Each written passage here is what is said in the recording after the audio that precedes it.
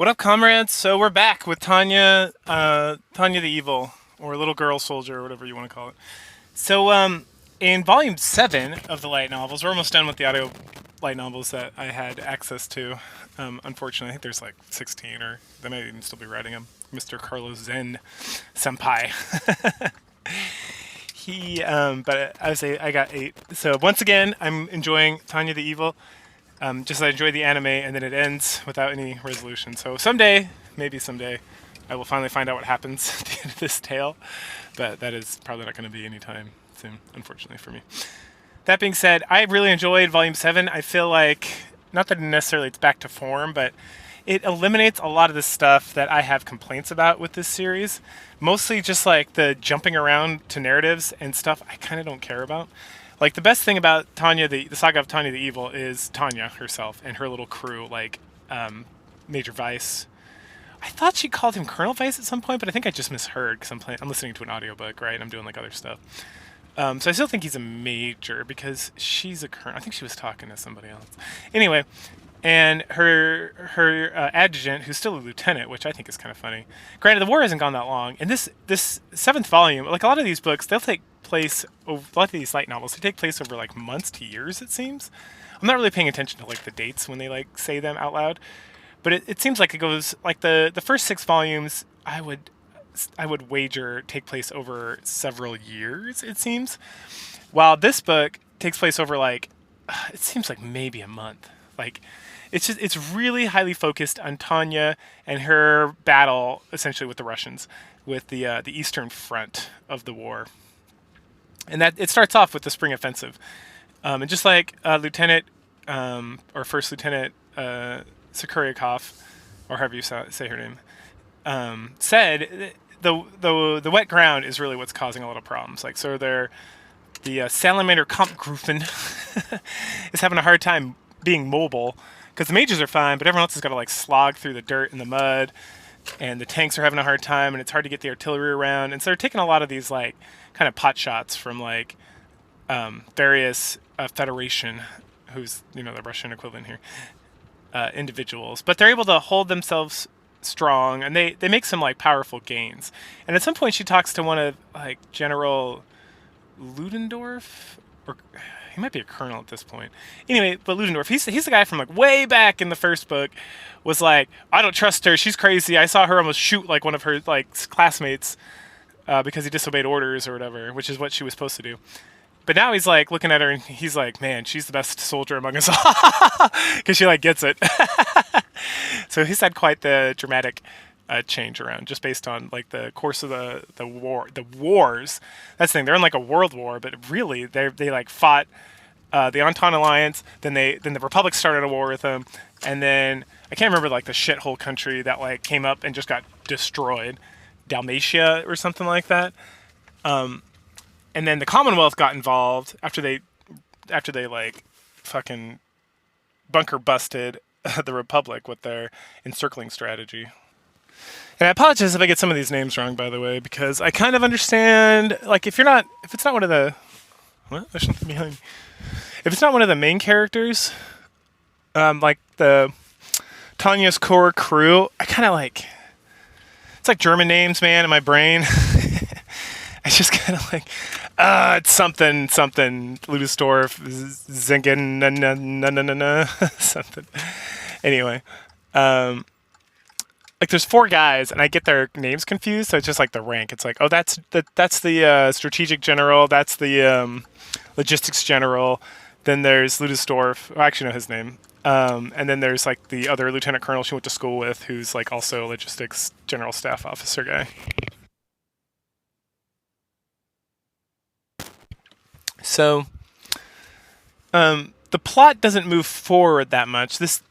It moves forward in that like the war continues and stuff happens, but generally this book is really focused on like the maneuvering and like they strategizing against each other, and it's a lot of internal discussion in Tanya's brain with some Vice sprinkled in, and just how they react to like the Federation's like push and push and push, and then at some point the general staff comes up with an idea that they're going to encircle the Ruskies, like their main fighting force, their main army, by sending like a paratroopers essentially and mages over like this river and capturing all these bridges, so that they're building like an artificial wall essentially, so that when the main Eastern army like pushes, and the Russians have to like defend back, or the Federation has to defend back, they cannot, because when they defend back, they hit the paratroopers and the mages, and like the entire Salamander Kampfgruppen eventually. Once they get the bridges, they start like pushing, and they do like another encircling thing, and that goes super well. And there's like a battle where Tanya and her crew, they're like just kind of pushing into the fight, and there's like a huge compartment of like the main army, and at some point they're like, oh, Tanya's like reminiscing or thinking, she's like, oh, it'd be so great if we could just like cut off the head of the snake, because she has like she still hasn't learned that like the Federation is not like completely incompetent, even though they're communist, as she likes to talk about, and that she feels like if they cut off the head of the head, like if they can get the headquarters outpost, then like the whole thing will just fall apart, and it'll hopefully lead to the end of this portion of the war. And she's not totally wrong, but she kind of at some point someone's like, oh hey, I see something over there. What should we do? And at first she's like, whatever, just leave it alone. And then she's like, no, you know what? What do you think, Colonel Weiss? And he's like, I don't know, man. What if it's the command post? That'd be great. And she's like, well, it's probably not, but go ahead and check it out. And then he radios back. He's like, that's the command post. We found it. And she's like, what? And so then they blow the shit out of it and kill them all. And so that just kind of leads the army into becoming into some disarray. There was like and then there's a battle where they try to push through the bridges, and they're being held back. But like two companies, like in a tank company and an infantry company, are able to push through a couple of the bridges. I think it was just 2 units. It might even be battalion level, but 2 units for sure were able to get through. But the rest were just kind of utterly decimated as they tried to push, and so the army is just like train wrecked. And there's like one of the side scenes, because most of them are just them. It's just Tanya doing stuff. And there's, also, we get a little bit of the Eldoan stuff, and they're like, oh, we want to send somebody to observe the front line, and like, they're having some issues with them, the Empire, or the Imperium, or whatever you call it. And the Eldoans are like the Italians, right? Because they're kind of playing both sides. And so they send Tanya's friend from like the academy over there to like talk to him and figure out what's going on. And so there's some interesting political stuff there. It doesn't dwell too long on that.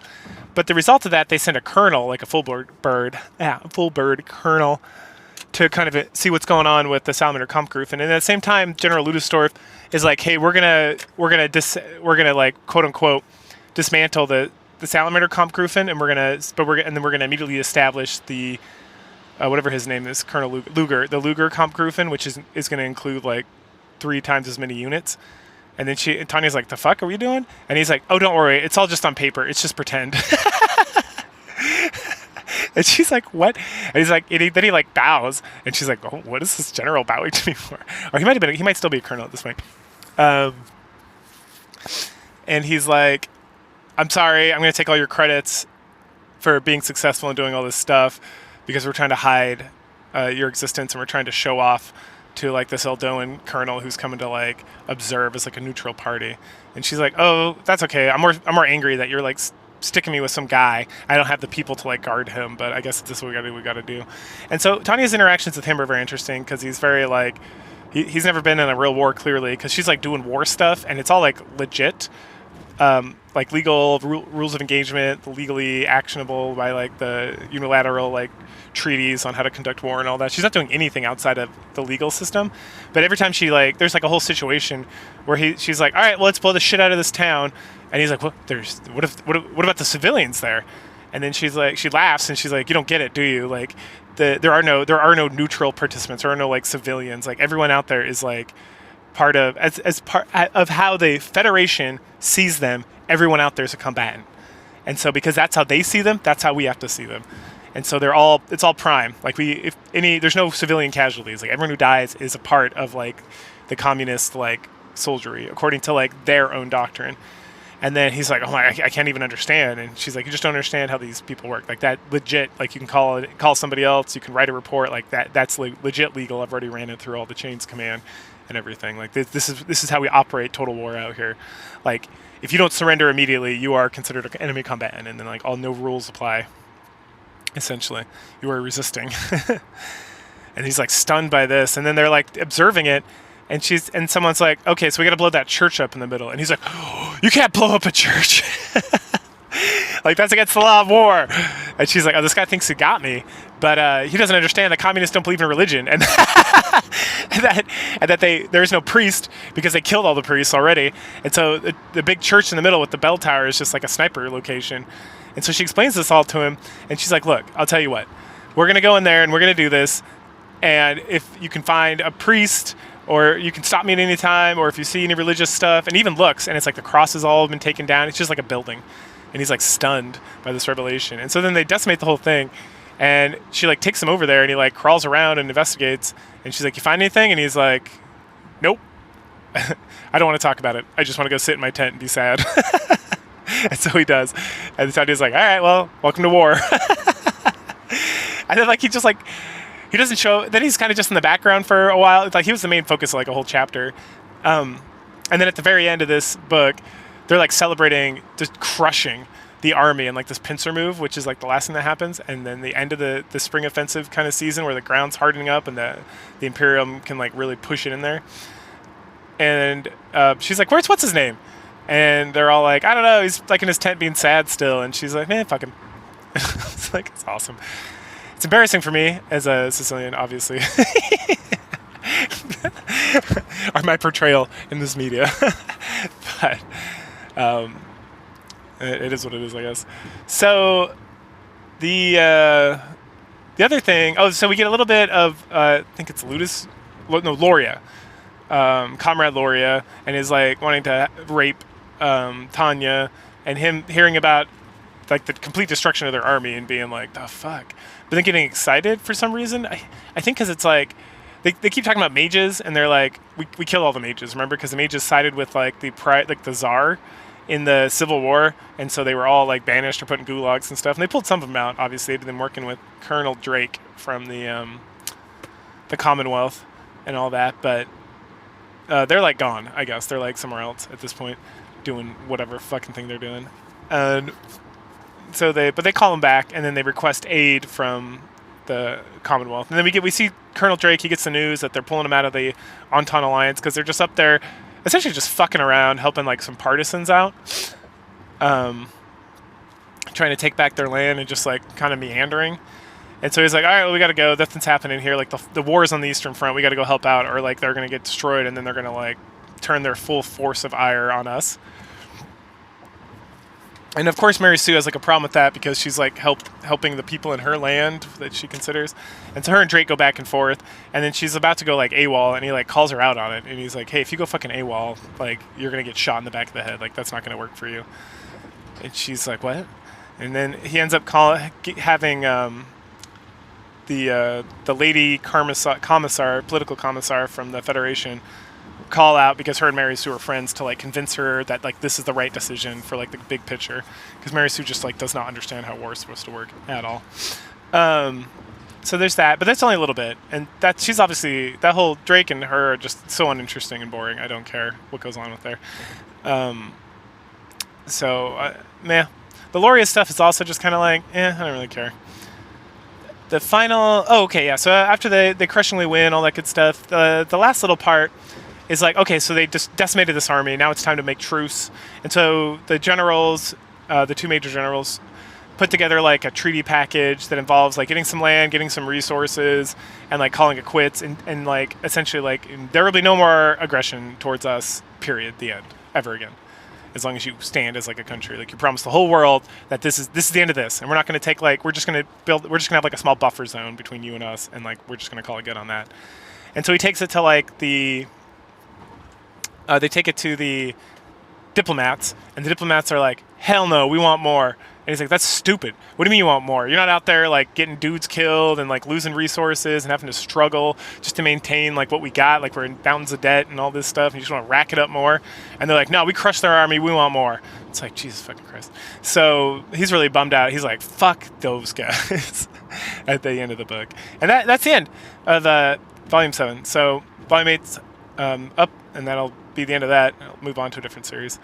But I like this. This is there's a couple books like 5 and 6 I think kind of drag because there was so little like Tanya stuff going on and like so much time spent in other places that I really don't care about at all. I don't like the shifting perspective thing very much at all. Like, that's like I kind of on a side topic. I tried reading the Games of Thrones or whatever, the Song of Fire and Ice, or what it's called. I read the whole first book before it became a TV series or any of that shit, and I was like, this book sucks, and I stand by that. It does suck. Like the only character there's two characters I care about: the dwarf and the handsome Mr. Bean fella, and he gets killed. So I was like, and then the dwarf, and like, I mean, if I could just read the rest of these books and it would just be the dwarf guy, that'd be cool, I guess. He's awesome. But everyone else is dislikable. Like, everyone else. I disliked every single other character in the books. All of them. They were all dislikable and boring. And it shifted position so much, I never had time to, like, I don't like this character, but then, like, 4 chapters later, you're like, all right, he's starting to warm up to me, because that's just how the human brain works. Like, the more familiar we are with things, the more we appreciate them and like them. That's just like a fact of life.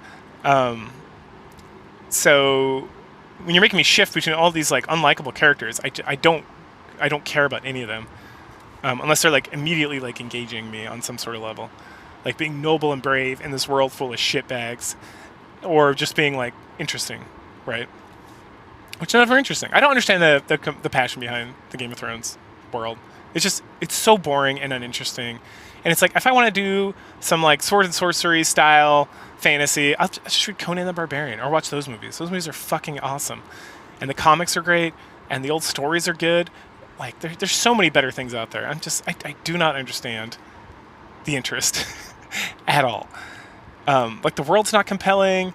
It's just, I don't know. It's just not good at all. And it's not even complete. So, like, I feel like I'm vindicated somewhat in my, like...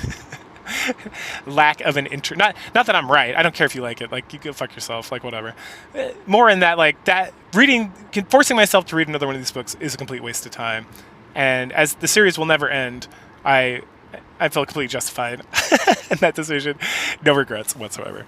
But yeah, so read Tanya, the Saga of Tanya the Evil. Do not read Game of Thrones. The end. Catch y'all later.